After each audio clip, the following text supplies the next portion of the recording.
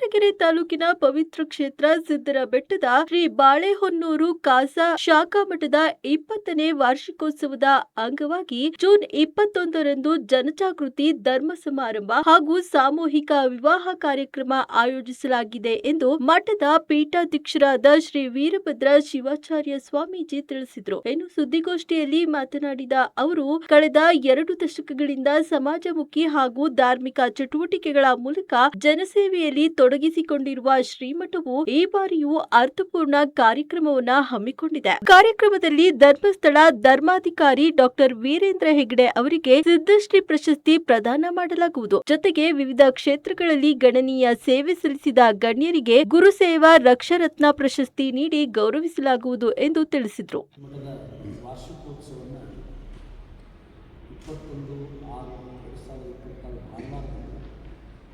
ವಾರ್ಷಿಕೋತ್ಸವವನ್ನು ನಡೆಸಲಾಗಿದೆ. ಈ ವಾರ್ಷಿಕೋತ್ಸವ ಅನ್ನುವಂಥದ್ದು ಭಕ್ತರು ಸದಾಕಾಲ ವರ್ಷಕ್ಕೆ ಒಂದು ಸಾರಿಯಾಗಿ ಮಠಕ್ಕೆ ಬಂದು ಹೋಗಬೇಕು ಅನ್ನುವಂಥ ಒಂದು ಚಿಂತನೆಯಿಂದಲೇ ವಾರ್ಷಿಕೋತ್ಸವವನ್ನು ನಡೆಸಲಾಗಿದೆ. ಈ ವಾರ್ಷಿಕೋತ್ಸವದ ನಿಮಿತ್ತವಾಗಿ ಜಗದ್ಗುರುಕಾಚಾರ್ಯರ ಜಗದ್ಗುರು ವಿಶ್ವೇಶ್ವರರ ಜಯಂತಿ ಉತ್ಸವವನ್ನು ಪ್ರಾರಂಭಿಸಿ ಜೊತೆಯಲ್ಲಿ ಸಾಮಾಜಿಕವಾಗಿ ಏನಾದರೂ ಒಂದು ಕಾರ್ಯ ನೆರವೇರಬೇಕು ಅನ್ನುವಂಥ ಒಂದು ಸದುದ್ದೇಶದಿಂದ ಭಾಳ ವರ್ಷಗಳಿಂದಲೂ ಸಹಿತ ಸಾಮೂಹಿಕ ವಿವಾಹವನ್ನು ಆರ್ಥಿಕವಾಗಿ ಕಟ್ಟಿರ್ತಕ್ಕಂಥ ಒಂದು ದಾಂಪತ್ಯ ಜೀವನವನ್ನು ಸ್ವೀಕರಿಸಿದ್ದಾರೆ.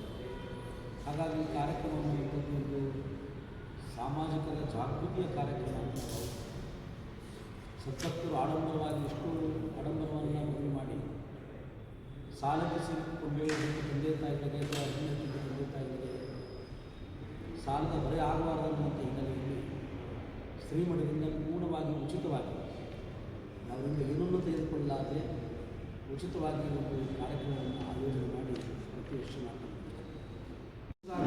ನಿಲ್ಲಿಸಿದಾಗ ಒಳ್ಳೆಯದಕ್ಕೆ ಹೆಚ್ಚಾಗುತ್ತೆ ಸಮಾಜದಲ್ಲಿ ಒಂದು ಹಿನ್ನೆಲೆಯಲ್ಲಿ ದೇಶಕ್ಕಾಗಿ ಸಂಸ್ಕೃತಿಗೋಸ್ಕರವಾಗಿ ಸಮಾಜ ಸೇವೆಗೋಸ್ಕರವಾಗಿ ಜನೋಪಯೋಗಿ ಕೆಲಸ ಮಾಡಿರ್ತಕ್ಕಂಥ ವ್ಯಕ್ತಿಗಳನ್ನು ಗುರುತಿಸಿ ಅವರಿಗೆ ಸಿದ್ಧಶ್ರೀ ಪ್ರಶಸ್ತಿಯನ್ನು ಮಾಡ್ತಾರೆ.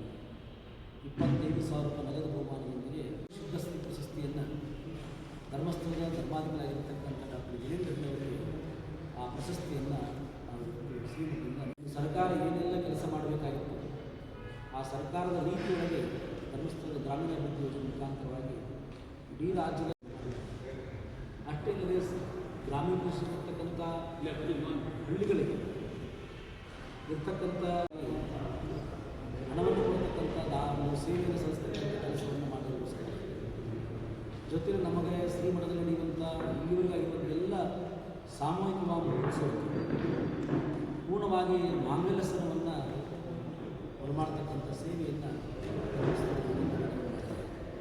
ಹಾಗಾಗಿ ಈ ಎಲ್ಲ ಹಿನ್ನೆಲೆಯಲ್ಲಿ ಅವರಿಗೆ ಸಿದ್ಧಶ್ರೀ ಪ್ರಶಸ್ತಿಯನ್ನು ಕೊಟ್ಟರೆ ಸೂಕ್ತವಾಗಬಹುದು ಅನ್ನುವಂಥ ಕಾರಣಕ್ಕಾಗಿ ಆ ಒಂದು ಪ್ರಶಸ್ತಿಯನ್ನು ಘೋಷಣೆ ಮಾಡಿದರು.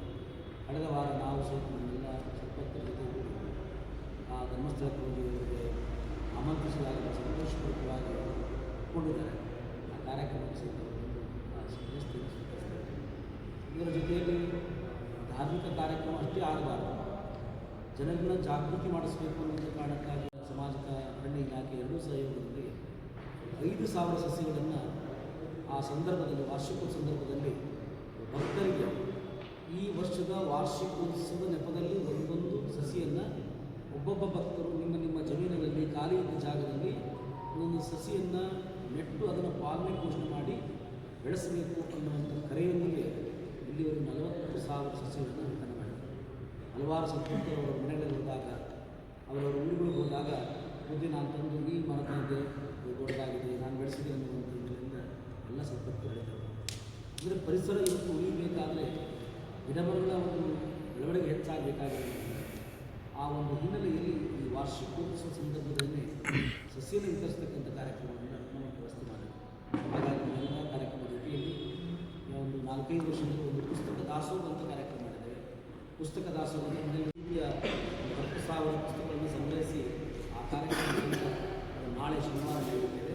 ಭಾನುವಾರ ಕಾರ್ಯಕ್ರಮ ಎಲ್ಲ ಕಾರ್ಯಕ್ರಮ ಧಾರ್ಮಿಕ ಸಮಾರಂಭ ಬೆಳಗ್ಗೆ 21ನೇ ತಾರೀಕು ಬೆಳಗ್ಗೆ 8 ಗಂಟೆಗೆ ಉತ್ಸವ ಜಗದ್ಗುರು ರೇಣುಕಾಚಾರ್ಯ ಬಸವೇಶ್ವರ ಕ್ಷೇತ್ರ ಸಿದ್ದೇಶ್ವರ ಸ್ವಾಮಿಯ ದೇವಸ್ಥಾನದ ಸಿದ್ದೇಶ್ವರ ಸ್ವಾಮಿ ಉತ್ಸವವನ್ನು ಶ್ರೀಮಠಗಳನ್ನು 10 ಗಂಟೆಗೆ ಸರಿಯಾಗಿ ಲಗ್ನ ಸಮಾರಂಭ ಪ್ರಾರಂಭವಾಗುತ್ತೆ. 8 ಗಂಟೆಗೆ ಸಾಮೂಹಿಕ ವಿವಾಹ ಮಹೋತ್ಸವದ ದಾಂಪತ್ಯದ ಎಲ್ಲ ಶಾಸ್ತ್ರ ಕಾರ್ಯಕ್ರಮವನ್ನು ಮಾಡ್ತಾ ಇದೆ. ಪ್ರತಿ ವರ್ಷವೂ ಸಹಿತ ಸಾಮೂಹಿಕ ವಿವಾಹದಲ್ಲಿ ಪಾಲ್ಗೊಳ್ತಕ್ಕಂಥ 10 ನಿವೃತ್ತಿ ಸಹಿತ ಎಲ್ಲ ಚೆನ್ನಾಗಿ ಆಗಮಿಸ್ತಾ ಇದೆ. ಈ ವರ್ಷ ನೇತೃತ್ವದಲ್ಲಿ ಆ ಸಮಾರಂಭ ನೆರವೇರ್ತಾ ಇದೆ. ಸಮಾರಂಭದ ಉದ್ಘಾಟನೆಯನ್ನು ನಮ್ಮ ಕ್ಷೇತ್ರದ ಜನಪ್ರಿಯ ಶಾಸಕರು, ಕರ್ನಾಟಕ ಸರ್ಕಾರದ ಉಪಮುಖ್ಯಮಂತ್ರಿಗಳಾಗಿರ್ತಕ್ಕಂಥ ಡಾಕ್ಟರ್ ಜಿ ಪರಮೇಶ್ವರ್ ಅವರು ಈ ಸಮಾರಂಭವನ್ನು ಉದ್ಘಾಟನೆ ಮಾಡಿದ್ದಾರೆ.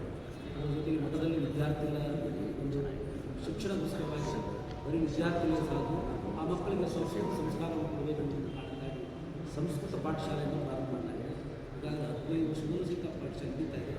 ಆ ಪಾಠಶಾಲೆಗೆ ಕೊಠಡಿಯನ್ನು ಸಂಸದರು ರಾಜ್ಯ ನೇಮಕಾತಿ ಸಚಿವರಾಗಿರ್ತಕ್ಕಂಥ ವಿ ಸೋಮಣ್ಣವರು ಅನುದಾನ 3 ಕೊಠಡಿಗಳನ್ನು ನಿರ್ಮಾಣ ಮಾಡಿದೆ.